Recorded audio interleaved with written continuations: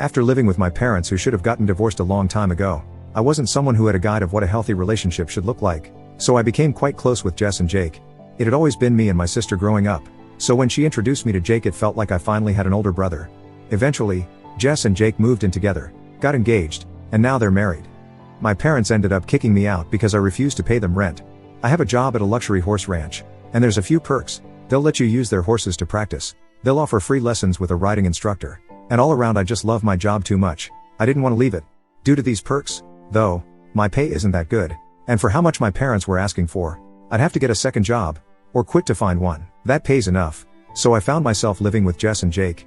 Jake works from home, so unless he's taking Jess out, or at the gym, he's at home.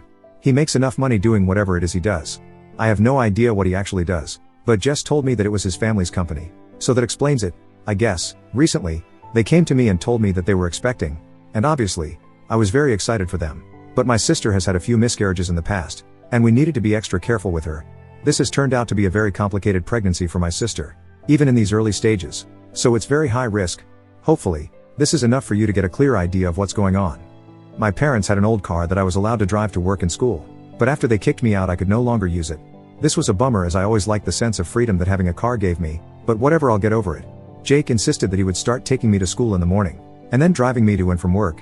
I was extremely grateful for this because I didn't have to take the bus or walk. So after Jake finished his daily routine at the gym, he would head home, shower, get me Starbucks, and drop me off at school. And then in the afternoon he would pick me up from school, and then drive me to work. At the end of my shift, he was usually waiting outside or on the way, so it was really a great help, and I was so thankful that he would take so much time out of his day to help me. In the car, we'd end up talking and having conversations, whether it was about Jess or the plans for the baby, but he'd always ask me if I was dating someone, or had a crush on them. He'd wink and be like, "You're so beautiful, it's not possible. There's got to be something you're hiding from me. Come on, you can tell me. You know I can keep a secret. Just tell me." I mean, there was a guy, I'll give him that, but it was too early to talk about. Which meant I ended up being vague because I didn't want to lie to him. Basically just playing coy, and not answering any of his questions with too specific of an answer because I just didn't feel like jinxing myself. Eventually, Alex, 19M, the guy that I was talking to, asked me on a date. His family owned the ranch that I worked at, and so we ended up spending a lot of time together while I was working. Usually, during my shifts he would come and help me out, or we'd go riding together. I was really excited, and on the way home after my shift, I ended up telling Jake. He immediately went cold? I don't know how else to explain it, but there was no longer a familial warmth. He started asking a lot of questions, very matter-of-factly, and I answered because I figured it was just the protective older sibling thing, and that it might take some time for him to get used to it. But then when I told him that we'd been talking for a month or so, he freaked out, and got really angry. I ended up crying when he started calling me a liar and saying that I've been trying to hide this from him. The one thing that stayed on my mind since is that he literally said, "What about us?" Which has left me so confused, because what does he even mean? The worst part is that now, because of how he acted, I'm overthinking a lot of what has happened since I came to live with them. There's a pool in the backyard of Jake's house, and sometimes I'll go out there to swim or just to lie out there and tan.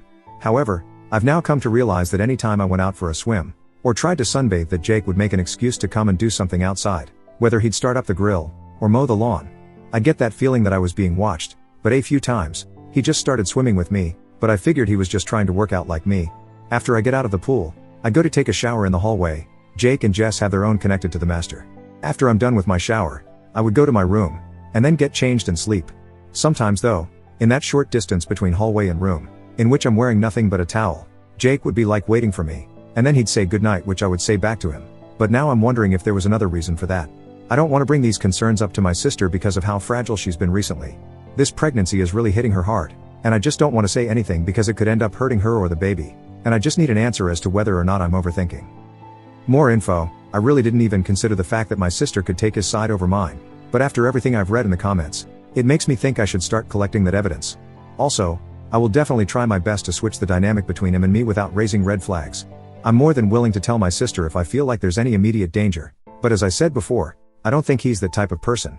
I'd rather wait until she's healthier to try and relay this news, just to be on the safe side, considering my sister could seriously get hurt from not just the emotional damage, but the risk in her pregnancy. I'd like to give him the benefit of the doubt, but it was really scary seeing the way he flew off the handle like that. I really do feel like he's probably just been under way too much stress, as my sister's pregnancy is truly high risk, and he's had to take care of her much more than usual. He's probably just worried that something is going to happen to her. However, even if I do give him the benefit of the doubt, I should establish some boundaries. When he had that blow up, it really unnerved me, and I didn't feel safe. I know I'd never be able to overpower him. So I'm going to ask a few of my friends if they'd be willing to carpool me, and I'll reach out to Alex to see if he can give me a ride to and from work. Worst comes to worst, I'll just find a job that I can walk to. In the meantime, I'll definitely try and emphasize the brotherly relationship that I feel with him. I'm going to try and stay pleasant because I really don't feel the need to be hostile and create an aggressive environment. Other than that, I'll be taking some steps to see if I can change my situation. Update: is my sister's husband acting weird, or am I overthinking? I'd just like to say thank you, first of all, to everyone who left a comment on my last post offering advice in any sort of way. Last night, after reading all the comments, I realized that I'm no longer safe in this situation, and will be making changes from this day forward. As much as I respect and love Jake, I don't think the risk is worth it. I did try and initiate a conversation with him, after I posted and got some advice, just to see if there's a chance we might be able to talk about this, but he was still in a bad mood, so I just went to my room. In the middle of the night, I felt like I really needed to get out of the house though. I really just started feeling so trapped, and I decided that I would take a walk to my smoke spot and then try to clear my head. I'm not even there 15 minutes before I get a text asking, "Where are you?" From Jake. Then, my phone starts blowing up off the hook. He's calling and calling and calling. I don't think I can describe the fear going through me. I wanted nothing else in the world than to be left alone. Eventually, I picked up the phone, which led to a flurry of insults being thrown my way. Apparently, I'm a effing princess who always gets her way, and how I deserve to be treated like the slut I am. Then, he told me to send him my location, which absolutely was not effing happening. So I told him to take a breather and think about what he just said to me. I did end up calling Alex afterwards, who thankfully picked up, and explained everything to him. I'm really not sure how much he understood, considering I was literally shaking and crying so violently, but he ended up driving over to my spot, and asking a few more questions about the entire situation while he tried to calm me down. I was able to relax, eventually, and told him everything again with a clearer head. Throughout all of this, my phone had been ringing off the hook, but assuming that it was Jake, I just let them keep going. Eventually, I can see that it's my sister's phone calling me, and despite knowing that there was a good chance that it was Jake on the other end, I still picked up. It was indeed Jake, who unleashed another flurry of insults at me, loud enough for Alex to hear, and take the phone from my hand. He told Jake to shut the fuck up, and that I'm safe, then hung up. Afterwards, he just told me that it was going to be okay, and not to worry about it. He ended up driving me all the way to the ranch, and told his parents about what happened, and my current situation.